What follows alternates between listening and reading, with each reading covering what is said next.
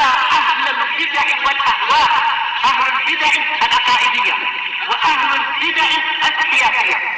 أنا أقول بيننا وبينكم السلف، بيننا وبينكم الكتب، كان فيقول البدع بيننا وبينكم. الحمد لله رب العالمين، والصلاة والسلام على رسوله الأمين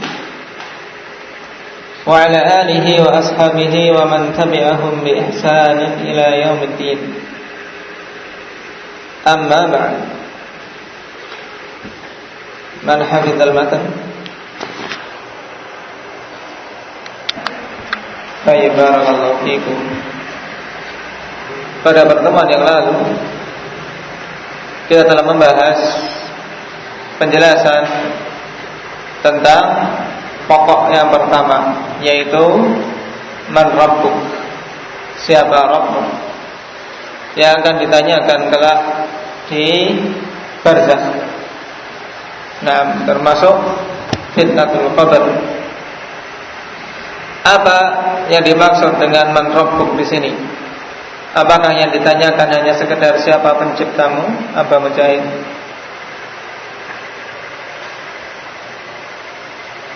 Apa maksud pertanyaan man rabbuk ini?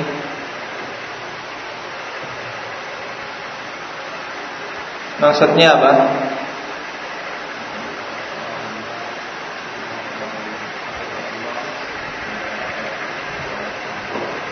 Yani yang ditanyakan adalah man ilahu, yani siapa sesembahanmu pada hakikatnya, yang telah menciptakanmu, memeliharamu dan merizkikan kepadamu semua nikmat-nikmat.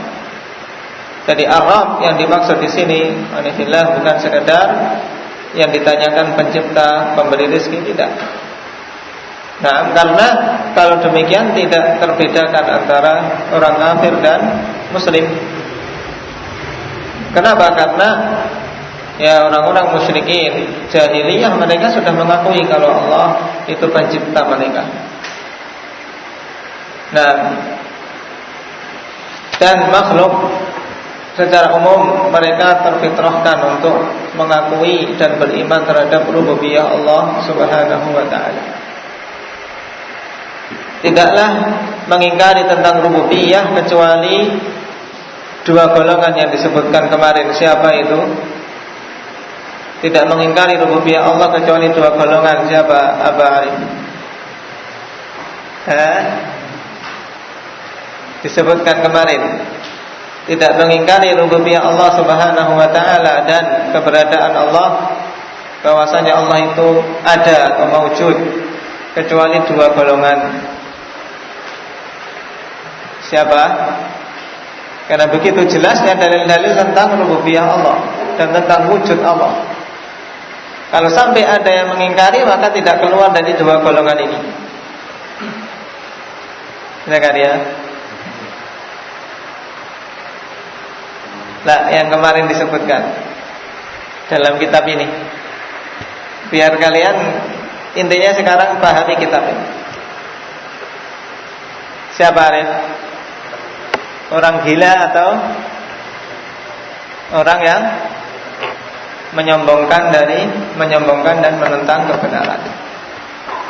Karena begitu jelasnya dikatakan oleh Syekh, la yunazi'u fi rububiyyatihi wa wujudihi illa majnunun aw mukabirun mu'anid. Makanya seperti orang-orang Jahmiyah ini masuk kategori mana, Abdullah? Jahmiyah masuk yang mukabir. Nah, mukabir mu'anid.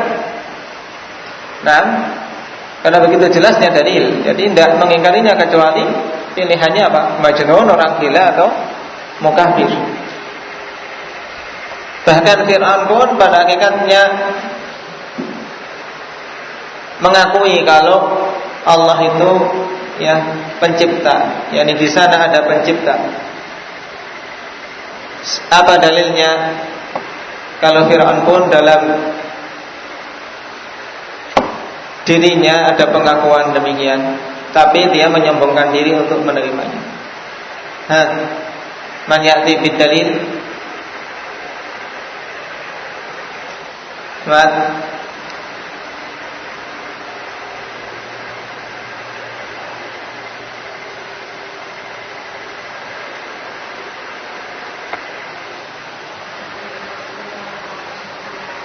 ahsanta.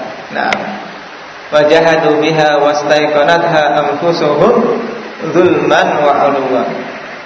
Baik, mereka mengingkari dalil-dalil yang dibawa oleh Musa, bukti-bukti yang dibawa oleh Musa, ya, dalam keadaan mereka meyakini dalam diri-diri mereka. Apa yang menjadi penyebabnya? Zulman wa 'uluwa, kezaliman dan ya kesombongan. Nah, apa makna alam? Apa subhana? Alam itu apa maknanya? Alam kalau bahasa kita. Nah, kullu ma siwallah. Kenapa disebut alam?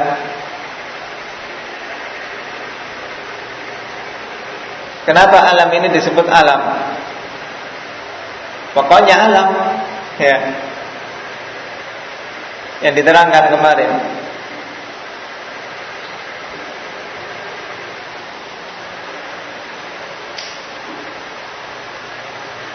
Apa Imran?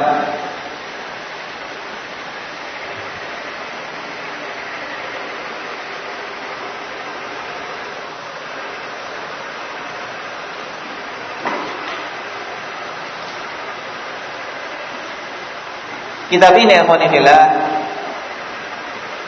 ringkas tapi sebenarnya padat sekali faedahnya. Kalau saya mau mensyarah, ya, baris per baris lama. Ya, termasuk padat, bagus. Kenapa? Karena memang keunggulan suatu syarah yang dari hasil tulisan ini kata-katanya akan terpilih. Berbeda dengan syarah yang merupakan transkrip dari penjelasan lisan. Itu akan banyak penjelasan tapi sebenarnya bisa dipadatkan. Cuman ini sudah padat. Makanya terkadang kita butuh untuk menjabarkan. Hampir pada setiap yang kalimat-kalimatnya ini terkandung faedah. Oleh karena itulah dipahami benar-benar kalimat itu ikhwanillah dibaca. Ya, dibaca, diulang-ulang. Barakallahu fikum. Kenapa alam disebut alam, Bapak Muhammad?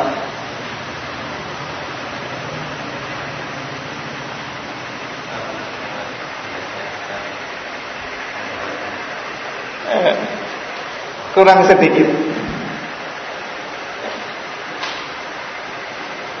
Kalau orang nembak masih bergeser beberapa derajat. Apa Abdurrahman? Hah? Nah, karena ya merupakan alamat yang jelas yang menunjukkan tentang penciptanya. Yang disebut alam karena menjadi alamat, ya, yang jelas yang menunjukkan tentang penciptanya. Asy-Syaikh menyebutkan dua nama, Shani' dan Maujud. Apakah ini termasuk nama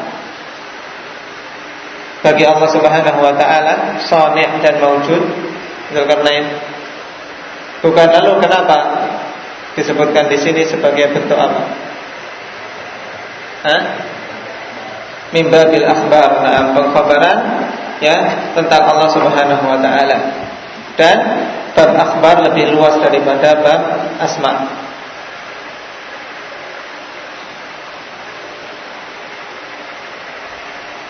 Kita lanjutkan.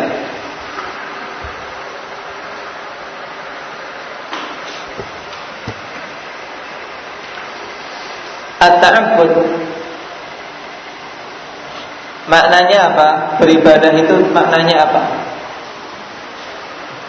Seorang beribadah. Nah, di sini ada hal yang butuh kita ketahui tentang makna ibadah. Ini penting juga. Sering kita mendengar pengertian ibadah wanifillah yang disebutkan oleh Syekhul Islam Ibnu Taimiyah, juga dinukilkan oleh Syekhuna Yahya dalam Mabadi'u Mufidah. Ismun jami'un likulli ma yuhibbuhullah wa yardah minal af'ali wal aqwal adh-dhahirah wal batinah. Ya. Suatu penamaan yang mencakup hal-hal yang Allah Subhanahu wa taala cintai dan ridai, berupa perbuatan, perkataan, baik yang zahir maupun yang batin. Ini ibadah. Kemudian di sini disebutkan bahwasanya seorang beribadah yaitu ta'allum, ya, dzullan wa hubban wa ta'dziman lil ilah. Dan yang lainnya menyatakan bahwasanya berarti ibadah itu al-khudu' wa tadallul, perendahan diri dan ya penghinaan diri kepada Allah. Dua pengertian ibadah ini alhamdulillah tidaklah bertentangan. Kenapa? Karena dalam memberikan pengertian dilihat dari sisi pandang yang berbeda. Kalau pengertian Syekhul Islam yang melihat pada suatu perkara disebut ibadah atau bukan, ya, sehingga suatu perkara masuk kategori ibadah kalau apa? Perkara itu Allah cintai dan ridhoi. Adapun pengertian bahwasanya ibadah itu khudu', ketundukan seorang hamba dan perendahan diri seorang hamba kepada Allah. Ini dilihat dari apa? Dari orang yang melakukan. Suatu perbuatan dikatakan ibadah kepada Allah kalau ada ketundukan dan perendahan diri kepada Allah. Paham? Jadi sisi pandang dalam pengertian itu berbeda. Ya. Kalau ibadah yang disebutkan Syekhul Islam Ibnu Taimiyah untuk pengertian, ya, perkara, suatu perkara dimasukkan kategori ibadah ya ketika perkara itu Allah cintai dan ridhoi. Kemudian seseorang ya dilihat dari pelakunya. Ya, pelakunya disebut telah beribadah bagaimana ketika dia apa? Merendahkan diri ya dan tunduk kepada Allah Subhanahu wa taala. Paham? Sehingga hakikat peribadatan seorang hamba kepada Allah ya apa? At-ta'allum dzullan wa hubban wa ta'dziman. Seorang ya menyembah kepada Allah taib dalam keadaan merendahkan diri, ya, mencintai dan mengagungkan Allah Subhanahu wa taala.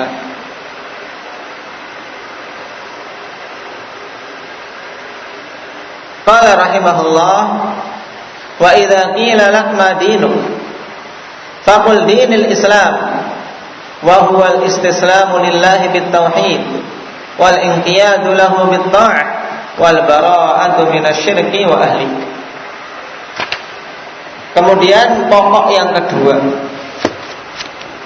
yaitu mengetahui agama ini. Maka apabila dikatakan kepadamu apa agamamu, faqul, katakanlah dinul Islam, agamaku ini adalah Islam. Lalu apa itu Islam? Ini penting. Apa itu Islam? Wa huwal istislamu lillahi bit-tauhid wal inqiyadu lahu bit-tha'ah wal bara'atu minasyirki wa ahlihi. Islam yaitu al-istislam lillah bit-tauhid, berserah diri kepada Allah Subhanahu wa taala dengan tauhid. Wal inqiyadu lahu bit-tha'ah, dan tunduk kepada Allah dengan ketaatan. Wal bara'atu minasyirki wa ahli, dan berlepas diri dari kesyirikan dan pelakunya.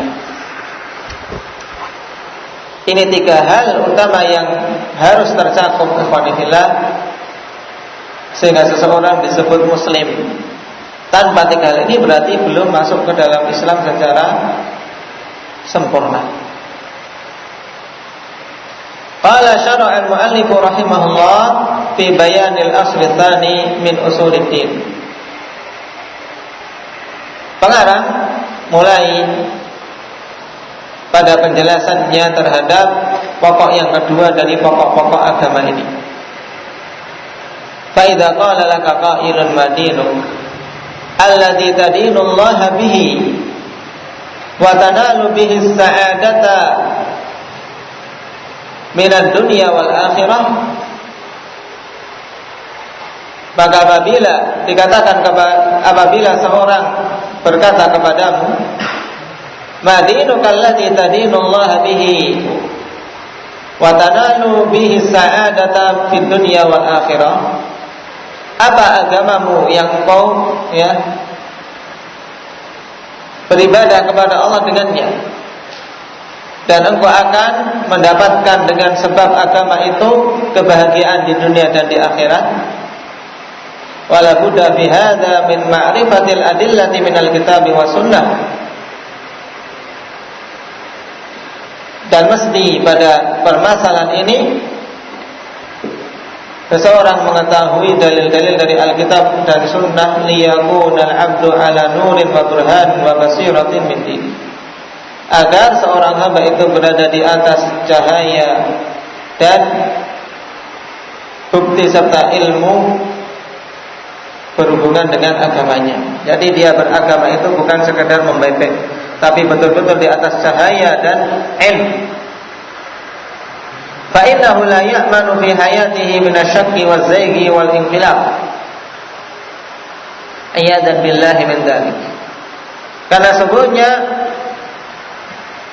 dia tidaklah aman dalam kehidupannya ini dari keraguan-raguan, penyimpangan dan berbolak-baliknya keadaan. Kita semua memohon perlindungan kepada Allah Subhanahu wa taala dari yang demikian itu. Dan ini hal yang harus kita sadari semua, ikhwan fillah. Ya, keadaan itu tidaklah tetap. Hati itu tidaklah sekokoh gunung yang tidak akan berpindah dari tempatnya dan berbolak-balik dari kedudukannya. Tapi keadaan hati itu senantiasa berbolak-balik. Sekarang iya, besok tidak.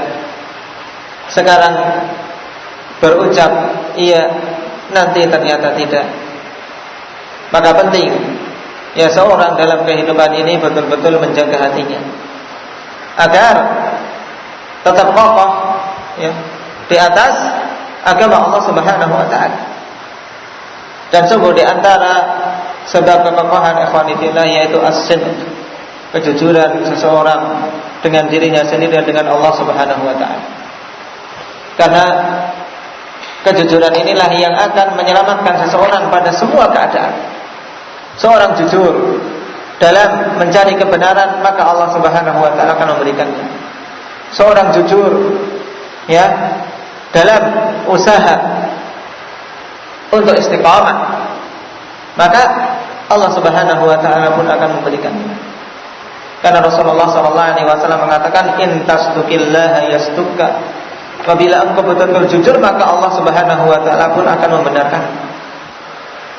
Jangan sampai seseorang ikhwanillah dalam kehidupan ini dia keluar dari sifat sidq, dari sifat kejujuran. Ini penting. Ka'ab bin Malik ikhwanillah dalam kisah beliau yang panjang, apa yang menjadikan beliau selamat? Yaitu jujur. Ketika beliau jujur, walaupun harus menanggung sampai dihajar oleh Rasulullah SAW dan sahabat-sahabat yang lain, tapi dengan kejujuran tersebut beliau selamat.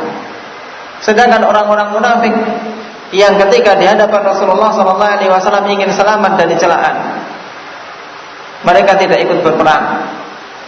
Sebenarnya tidak punya alasan, cuma malas, cuma takut mati.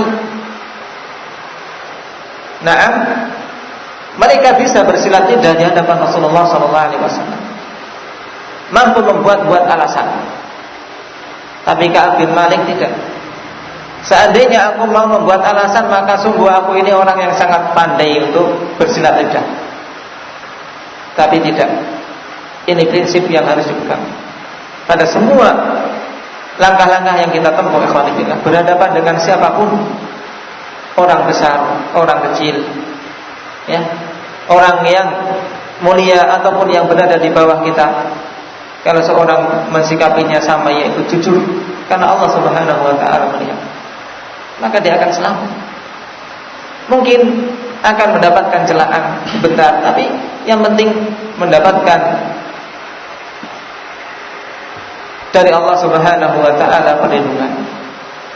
As-sidq ini penting, karena dengan kejujuran hati ini akan menjadi ya menjadi kokoh. Namun kalau seseorang ikhwanillah mensifati dirinya selain dengan sifat ini, maka sungguh dia akan banyak terjatuh dalam perkara-perkara yang akan menjerumuskan dia pada penyimpangan, pada dosa dan seterusnya. Oleh karena itulah kata Rasulullah sallallahu alaihi wasallam, "Alaikum bis-sidqi fa inna sidqa yahdi ilal birr, fa innal birra yahdi ilal jannah." Wajib atas kalian untuk berbuat jujur, berlaku jujur. Nah, ketika sendirian, ketika bersama orang lain, ketika dilihat fulan, ketika dilihat alam sama. Nah, jangan sampai ketika dilihat orang ini berbeda, ketika dilihat orang itu berbeda. Nah, ini penting. Nah, seorang kalau yang menjadi tolak ukurnya adalah penglihatan Allah Subhanahu wa taala, maka tidak perlu bingung-bingung kepada kita menerapkan sunnah, misalnya memakai sirwal dan sarung. Walaupun saya enggak melihat, ya Allah melihat. Jangan kalau dilihat baru lari-lari. Baik.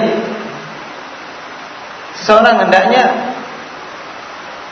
mempraktekkan, baik dia sendirian maupun ketika dilihat orang, ketika dia bersama keluarga maupun ketika di luar.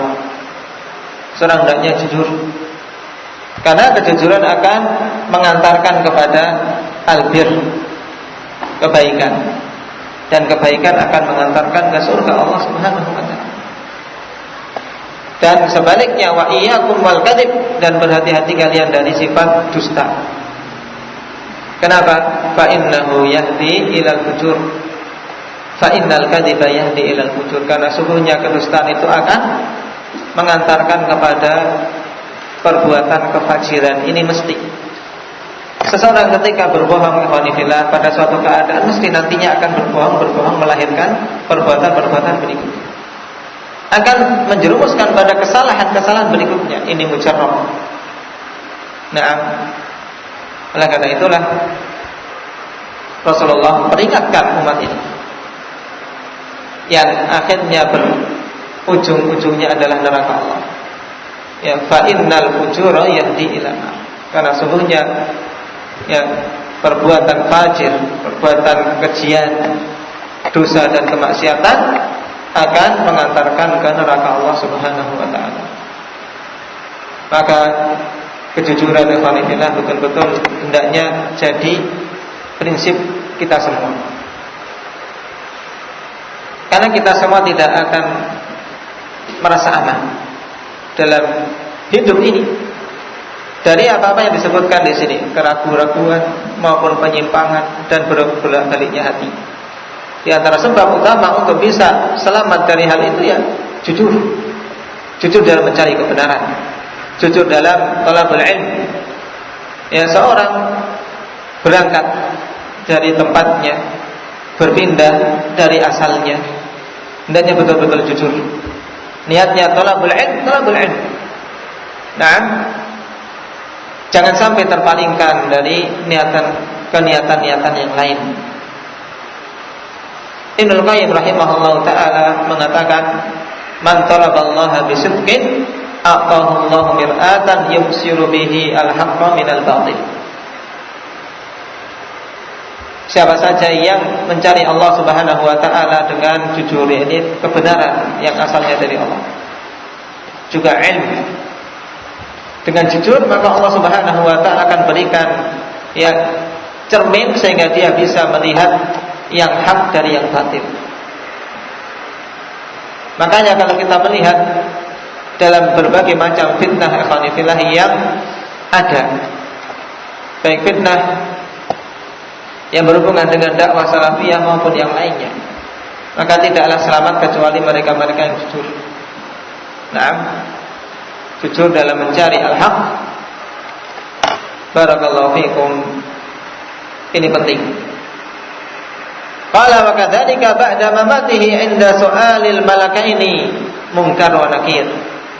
Demikian pula setelah kematiannya, ketika adanya pertanyaan dua malaikat, yaitu Munkar dan Nakir, bi an yaqula ha la adri sami'tu an-nasa yaquluna syai'an faqultu. Ketika ditanya oleh dua malaikat ini, seseorang tidak merasa aman ikhwanifillah dari menjawab pertanyaan itu dengan ha la adri. Siapa yang menjamin kita akan bisa menjawabnya kalau kita tidak jujur, tidak mempelajari agama ini dengan dalil-dalilnya dan mengamalkannya? Jangan sampai, ini perlu seseorang memikirkan.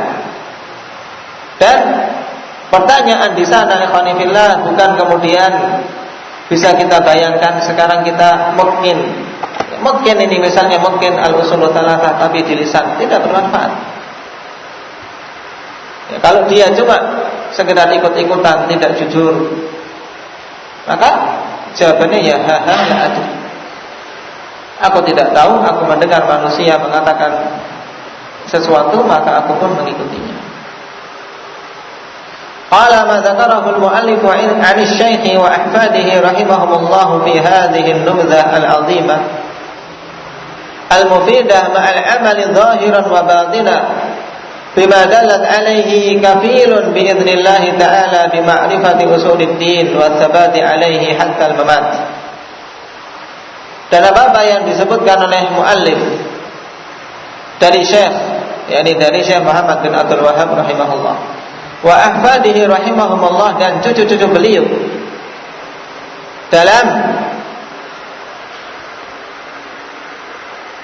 cuplikan yang agung ini ikhwanifillah, yang sangat bermanfaat, disertai dengan amalan.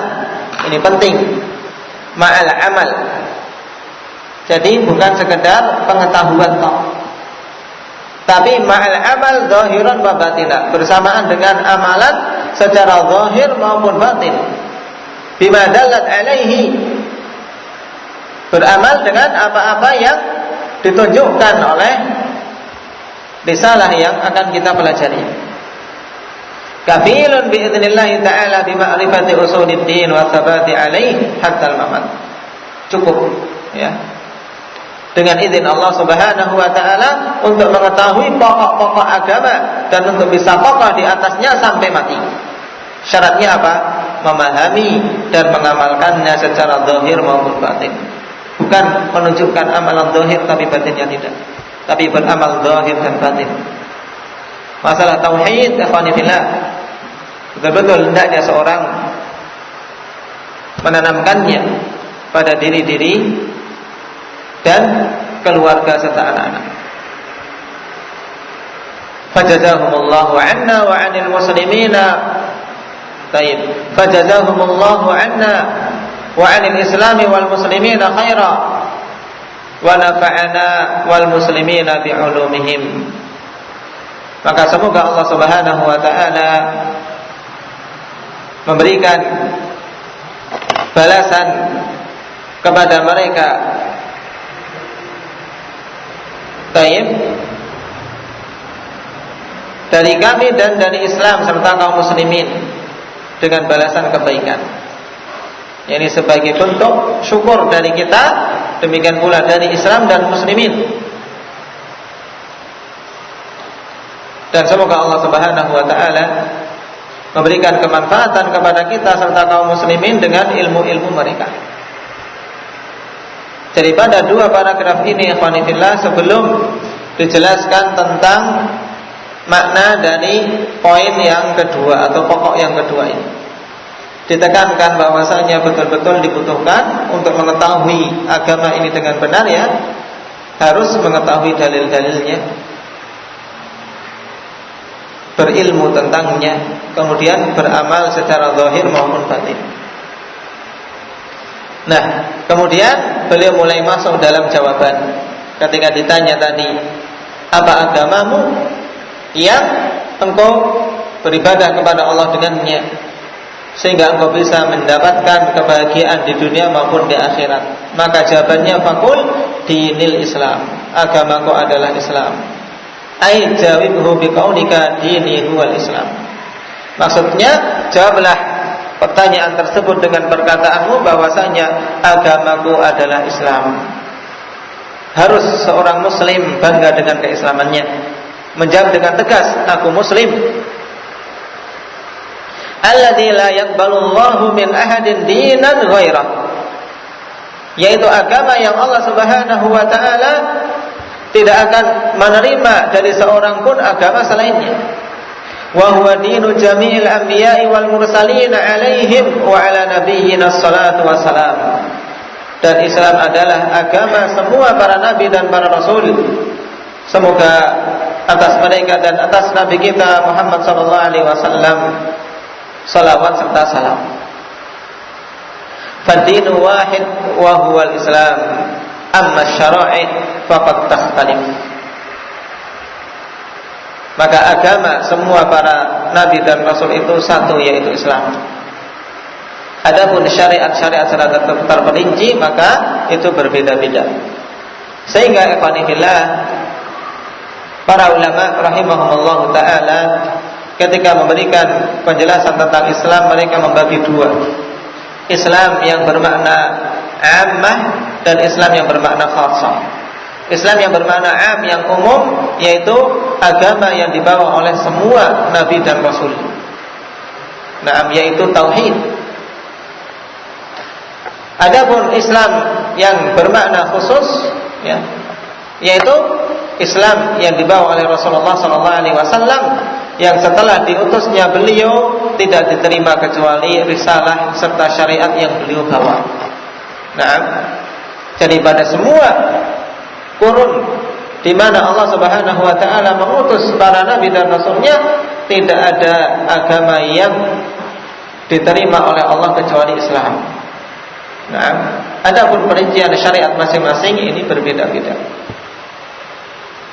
Sebagaimana dalam Sahihain dari Abi Hurairah radhiyallahu anhu, kalian lihat dalam catatan kaki, qala Rasulullah sallallahu alaihi wasallam, ana aulan nasi bi Isa bin Maryam fid dunya wal akhirah.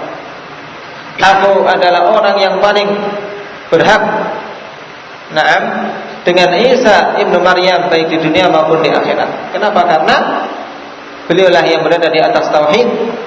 Sedangkan orang-orang Nasara yang mereka mengaku sebagai pengikut Isa, pada hakikatnya mereka kufur terhadap Isa. Wal anbiya'u ikhwatun li'allat ummahatuhum syatta wa dinuhum wahid. Nah, dan para nabi itu adalah bersaudara. Nah, li'allat maksudnya apa? Persaudaraan mereka, ya, dari ibu-ibu yang berbeda-beda tetapi agamanya satu. Nah, syahidnya pada kalimat yang terakhir, bahwasanya persaudaraan para nabi itu, ya, walaupun ibu-ibunya berbeda-beda tapi dipersaudarakan di atas agama yang satu. Kemudian Syekh mulai mendatangkan dalil bahwasanya agama tidak diterima kecuali Islam. Qala Allah Ta'ala, inna dina indallahil Islam. Sungguhnya agama yang diterima di sisi Allah itu adalah Islam. Ayat ini harus semuanya hafal ikhwanillah beserta maknanya. Karena penting kita mengaku Islam dan mengaku itulah yang benar, selainnya adalah kekufuran, butuh dalil. Ini dalilnya, inna dina indallahil Islam. Wa qala ta'ala, wa may yabtaghi ghairal islami dina falan yuqbala minhu wa huwa fil akhirati minal khasirin. Dan siapa saja yang mengambil selain Islam sebagai agama, falan yuqbala minhu, maka tidak akan diterima darinya. Tidak akan diterima agama selain Islam. Wa huwa fil akhirati minal khasirin, dan dia di negeri akhir termasuk orang-orang yang merugi. Ini dua ayat yang jelas-jelas menunjukkan bahwasanya agama yang Allah Subhanahu wa taala terima itu hanyalah Islam. Dan kita bersyukur alhamdulillah atas hidayah Islam ini. Yang kata Rasulullah SAW, perbandingan orang-orang yang menyambut seruan para nabi untuk berislam dibandingkan keseluruhan orang-orang kafir apa? Perbandingannya kasya'ratil baydha fi jildil thawril ahmar. Ya, ibaratnya seperti sehelai rambut yang berwarna putih pada kulit seekor sapi yang berwarna merah. Satu helai rambut dibandingkan ribuan helai rambut-rambut yang ada pada seekor sapi, bahkan mungkin jutaan. Nah, barakallahu fikum. Naktafi bihadza.